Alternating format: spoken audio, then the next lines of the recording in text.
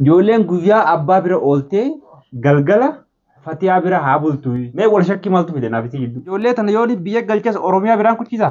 Oromiyaa bira qotiisa midhakkama baagalchituu hin fedhan ijoolleen guddina biriidha. Kun fara galullee oolmaan hin galuu haadha malee. Warri biyyaa ijoollee fudhadhu gal yoo naan jedhanis yoo siin jedhanis warri biyyaa sun bakka nuuf hin bu'u.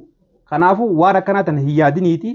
Ji'a jettus guutadhu hojii keeti mana kee keessatti nagaan deebi'i. Wallaahi nageessi. Ijoollee tana adda fudhannaan isin taatu.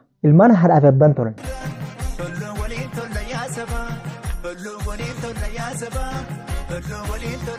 Assalamu alaikum warahmatullahi wabarakatuh. Jirri jirtu hordoftoota fi kabajamtoota maatii channel keenyaa hundi keessanuu bakkuma jirtanitti gaa salaamtaan teenya ta'onni irraa buqqaate isin hageessin jechaadha. Assalamu alaikum warahmatullahi wabarakatuh. Ashama harka funidda wattoota hordoftoota maatii channel keenyaa jirra jirtu nageenya keessan badhaadha. Dardara bareedaa kana wajjin argamna maashaallah. Abbaa bira deebiin jechuu barbaanneeti. Fatiyaa fi haati manaa yaaddoodha waa baay'ee waliin haasawanii jiranii akkuma ani sirra dhageetti waa baay'ee waliin haasawanii jira jettee garuu ammoo icciitii waliin haasawan sanii anillee baaftee natti hin himne. Ijoolleen guyyaa abbaa bira ooltee galgala Fatiyaa bira haa bultu. Mee wal shakkii maaltu fide naaf itti giddu? Ijoollee haati bira hin jirre isaan geessuu danda'a. Anamma akkaan dhammaan tanaasi kalaasisii yoo deemtes ijoolleen guddiyaan kanaa miti biyyeetti. Ammoo deengadda kanaan dura deengaddaa ta'an jechuudha guyyaan an hidharraa ba'ee lammaffaa guyyaa lammaffaadha. Warri keenyaa fi warri isaanii warri saadaa jechuudha biyyatti waliin dhaqanii turan. Erga isaan biyya Oromaa keessatti waliif galuu didan kalaas ijoollee yaa isiin fiddee yaa inni fidee ijoolleen biyyatti haa deebitu yoo dhufanii asitti waliif galan waliif haa galanii. Yookaan ammoo ijoollee gara tokkorratti murteessinaa jedhaniiti dubbatanii turanii.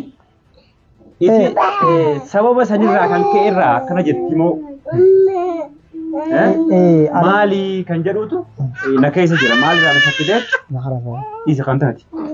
Sintumin ammoo maalirraa kan ka'e isiin shakkitee ijoollumatti jirraa. Amma Fatiyaan dhugaa dubbachuudhaaf ilaaluu Fatiyaan itti kijibdeeti ijoolluma tanaa hunda bira nagabbaafte guyyaa sana. Ani naaf hin galle. Yaaddo dirqama ijoolleen na bira buluu qabdii jetti Fatiyaan halkan san dhuftee. Hedduu takka garuu ni naaree Fatiyaatti naarre immoo. Fatiyaan maali? Fatiyaan ergaa dheeyite malee Fatiyaan waan dachi isii bira dheeyiteef isin qabdu ergaadha. Maalirra dhaabbattee kana jettii ka jedhu amma itti bilbiliiti gaafadhu. Ani yoo warri biyyaa ilmaan san irraa fudhadhuuti ilmaan kee fudhadhu gali yoo naan jedhu nama galuu miti. Maaliif biyya Oromaa keessatti ilmaan kana waliin itti rakkannee sadarkaa tanaan geenye waan akkasii isirratti raawwachuu wal hin barbaadu. Deengadda amma Fatiyaa ani afaan kiyyaan hin gaafadhe gunii fi isiin ijoollee galchee finnii jiran an jettu Fatiyaa harkitiin gaafadhe itti dhaqee galcheenee jirra. Garuu immoo waan baay'eedha waliin haasoyineen an jette wanni hojii haasoyitan keessaa mee takka lama biyyeennan hayi sun icciitii biyyaa fitasiitiin an jette. Maali gaa icciitiin ammaan tana fakkeenya Fatiyaa fi saadaan waliin haasawan tanii fi ati si dhoysuu qabdu hin ta'u. Icciitii waliin qabaachuu waan qabdanii siifi saadaan fakkaata. Kanaafis namni icciitii waliin qabaachuu qabu. Akkasina fakkaate icciitiin guddoon asirratti ammas bire saadaan waan sittiin baafattee sitti gartee himuu sodaattee jira na fakkaateen. Akka kiyyatti beekadhu akka nama tokkotti an akka raajuutti icciitii gartee saadatti Fatiyaatti himtee siif hin himin santu jira. Amma asii asirratti namni icciitii wal dhoyfatee booddeen isaa wal amanuu dhabuu ni dhufti beekadhu. Amma wal amanuu dhiifne kaama. Wal amanuu dhabuu turuuf. Wal amanuu dhabuu yoo dhufteen maasi ijoollee tana adda fudhannaan isin taatu. Ilmaan haadhaa fi abbaan tolan. An dhiiraan fudhaa ati dubara fudhuu yookaan immoo. Amma Fatiyaan waan naan jette beektan. Yoo jiini kun dhume malee hojii arabaa tana dhiisee deemuu hin danda'u. Maallaqa naa hin kennanii gaafii jettu Fatiyaan dhiyeessiteesiin. Jechuun amma yaaddu asirratti dhuguma gara miidiyaadhaa ol baasuudhaaf anis hin jaalanne malee bilbileetiif hin ture ni beektan guyyatti gumee kan bilbiluu ni beekta. Dhugumatti isiin eega gartee ati hidhamtee galtee kana bakka ani hin galaa jettee jecha bareedaan adeemnaan xiqqishoo gaaffii godhe malee ani guyyatti ni bilbilaaf sanumaa galgalaa fi ganama akkamii buute akkamii ooltee maalirra jirte iyyee hin gaafadhu. Maaliif Ningala jeetiin jiraati. Kanaaf adda jettee nuti immoo eeguma jira. Inshaallah jiini dhumanna. Inshaallah yoo rabbiin taate guyyuma 8 nuuf. Torban tokko haa jennu akkasii jechuudha. Fagoo miti ilaalla. Fagoo miti ilaalla. Obsina. Nuti obsan dhabnu ji'a 3 deemna haa eega isin jente. 3 deemna ji'a 3 nu obsita tuyi. Inshaallah garuu eegatti bibiliitii warra gaafadhu warra waan gartee warri jaansan itti bibilii gaafadhu jette bibiliin hin gaafadhu. Maal isaan hin jaani warri isaanii warri keessanii maal jaani warri keessan ammoo warra isaaniitiin maal jaani adda baafachuun gaariidha. Bareeda.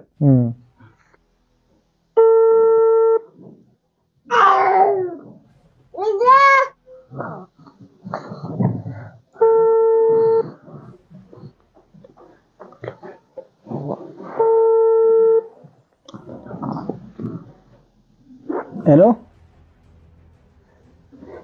Hello? Hello? Assalamualaikum. Waalaikumsalam warahmatullahi wabarakatuh. Akkam isaadha?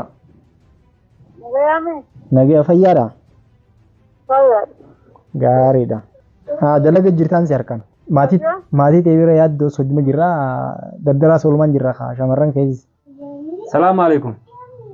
Waalaikumsalam warahmatullahi wabarakatuh. Akkam nagaya? Nagaya fayyaadha.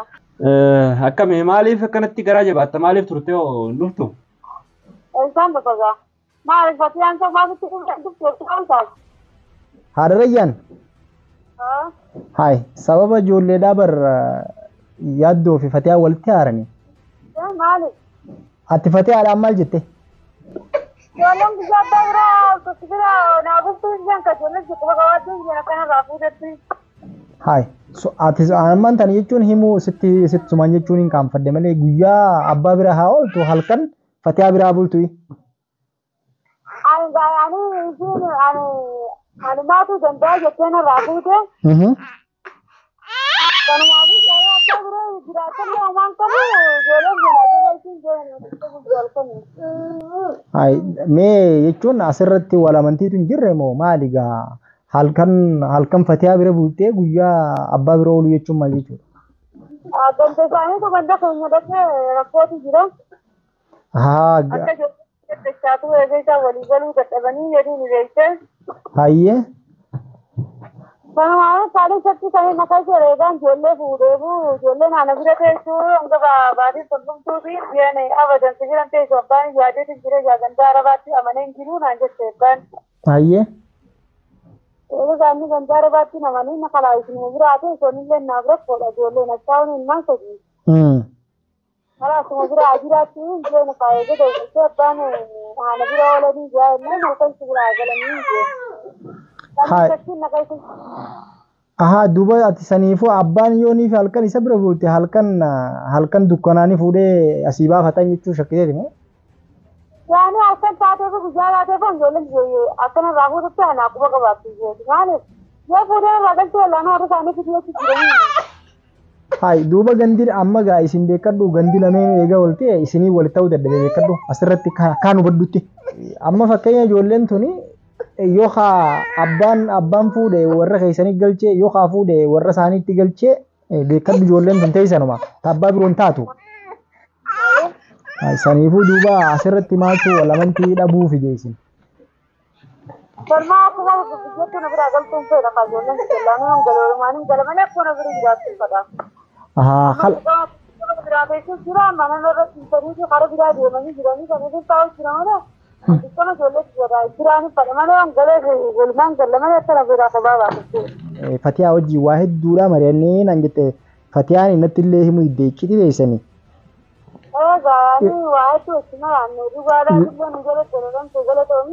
Illaa garuu jechuun ammaan tana icciitii silaa hojii haasa'uu qabu sii fi abbaa manaa keetiiti malee sii fi Fatiyaa miti beekadhu. Anaa wajjin illee icciitii haasa'uu hin qabdu.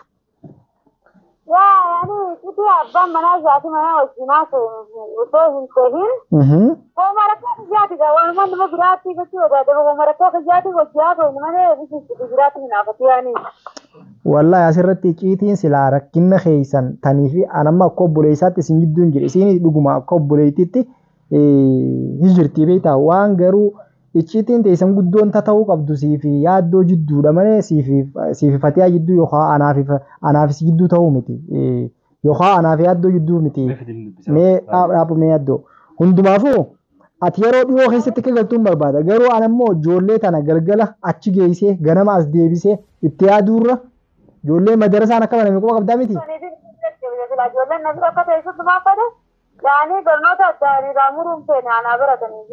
La khalaas ati hanga dhuftu waan barbaachisaa nuti irra gargaarata akka irratti isa gargaarra madarasaa eenyummaa naa geessu isuma bira haa teessu ijoolleen.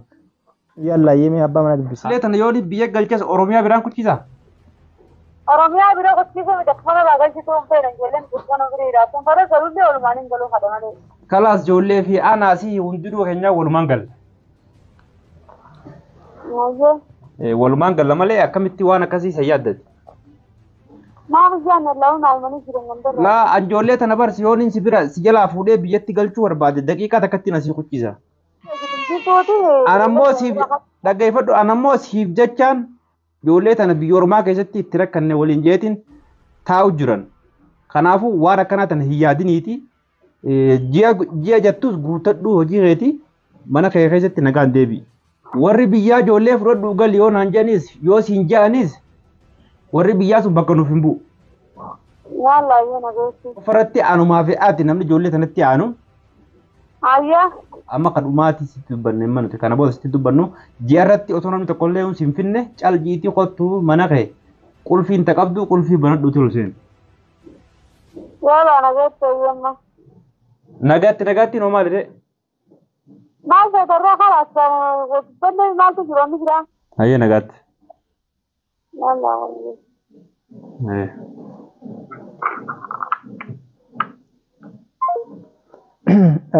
Yaaddoo asirratti haati manaa ta'e diles illee fagoon jirtu. Laa fagoon jirtu bara amma keessattuu eegaan hidhamee beekan xiqqoo wayyoottee jirti akka turaan irraa. Kanaafuu ammas waan isii jijjiire. Fakkeenyaaf amma ijoollee tana dhugaa daqiiqaa takkatti isii jalaa fuudhee ni dhoobsisa. Garuu laa akkana jettee dhaggeeffadhu sanii miti. Godhuuf hin deemu bara akkas raawwadhu. Ammoo namni waan warri keenya yoo biyyatti walitti dhaqee ijoolleen akka galtu yoo isaan wal hayyamsiisanis nuti warra keenya sanii dalagachuu hin qabnu. Beekama taphataa keessanitti. Wayi warra keenya gaafannee warra kiyyaa fi warra isii gaafannee wal fuune nuti. Laa dhugaa. Addumatti wal fuutan sammuu teessanii yaaddanii. Ijoollee dhalchinaa jennee wayi wal gaafannee isaan gaafanne mas. Hin gaafanne. Kanaafuu. Dhugaadha jettee. Ayiwa ijoolleen tuni namni ijoolleen tun rakkiftu tokko irratti ana harkaa tokko irratti isuma. Ijoolleen tun rakkiftu. Kanaafuu warri ijoollee qabu sila addaan bahuu baatee bareeda ture. Inshaallah addaan baasanii yeroo dhiyoo keessatti siin samman tana akka turitti sagalee jabdullee wanti jettu garuu immoo ati hugguutti dubbattu nagaa gaafadhutuma ijoolleetti kan. Laa nagaa gaafadheetti kan malee ijoolleetti akka duraan sanii dubbii waliin hin godhu. Waliin godhu. Intala sanillee mana kanaa baasaa jettee turte beekte tasliim. Baafnee jirra. Tasliim baaftanii jirtan. Ayyee amma maal ta'u?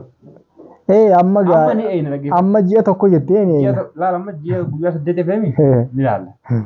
Daawwattoota hordoftoota keenya guyyaa 8 qofa ka hafe ka isin galuudhaaf hafe isin raajutti isin ta'e ijatti isin ta'e guyyaa 8 qofa kaafe. Dhuga. Guyyaa 8 kun yoo dhumate immoo waan biraa yoo isin kaafte takkaa ijoollee biyya galchu. Laa atimmaan tan akkasitti hin jarjaru ati jii ani hin jiru. Ati jii ani hin jiru maaliifi? Akkuma tana dura agartee du'aa fi torba garagalchanii jaansanitti maaliif isin tun obboleetteenya haadha ilmaan bareedaa kanaati maaliif abdiirraa murannu isinuu ni galti jedhi gaala. Namaatu kana godhan isaa. Laa osoo namni kana godhe. Kan ta'u namni maal balleessite amma badii maaliif qabaata? Amma mana keessa kophaa jirtaa. Wanni hedduun takkal isii jechalleedha sababa ijoollee tanaa ati waa hedduullee taatee jirta hidhamte wallaahi gaafa ati hidhamte sani ani bahaa fi galaa wallaale maaliif tokkoffaa hordoftoonni keenya yaaddoon maalirra ga'ee jennis si gaafatanii usuun hin ta'u si barbaadna ijoolleen tun mana keessa jirti anammaan tan asirratti ifin qaanfadhe tokkoffaa osoo ifin an jiru osoo ta'an jiru tasliimii qulfii harkaa qabdu ijoollee sana mana keessaa isin fudhattee fudhachuudhaaf hedduu takkaan qaanfadhee wahumaan jiru wallaalee jechuudha. Barsan yoo si taate si biraan ilma fuuti. Ana biraan fuuti garuu ammoo silkii tiyyanii qabdi mataa keessaa qabdi. Silkii tiyyanii qabdi taraa dhibba takkaan bilbilaa fi ture. Namatti bilbiluu barbaanna qaasi. Laa taraa dhibba takkaan bilbilaa fi ture akka ati ala jirtu ni beeyti. Dhufeeti furdoo jette gaarii gosa numaan jaalatu. Numa fudhatti garuu ammoo tasliin biraa dhuftee fudhattee akkasuma cal jechuu wayi fateettiin bilbillee wayi haboottiin bilbillee wayi aanattiin bilbillee. Hedduu takkaan haaree ture haadha taatee fi usee amma ilmaan isa bira jiraattee wanti jechuun malee amma immoo inshaallah yeroo dhiyoo keessa ni galti jennee yaadne jechuudha. Inshaallah ni galti miti ni galti. Fakkii isii keessa fide warroota biyyaa kan waliin dhufee ijoolleen kalaas eegisaa waliin galle biyya ormaati irraa ijoolleen galuu qabdi. Anamma asirratti wanta qofa irratti dabalaa irratti sin dabalu. Dhuguma saniin warri biyyaa isinirraa sin beekanii. Namoota bilchaatoodha. Eega isaan biyya walii galuu didan ilmaan haadha dhufanii jaan. Isaan walii galaniiti beeka. Isaan walii galaniiti. Garuu immoo isin asitti isaan hin qaanesin ati walii galan jechuu barbaada. Bultii teessan bareedduu keessatti akka deebitan isiniif hawwina tanumaan jechuu barbaada jechuudha. Waan nu hordoftaniif waan nu hojjettaniif baay'ee galatoomudha. Bakkuma jirtanitti nageenyi isiniif haa baay'atu.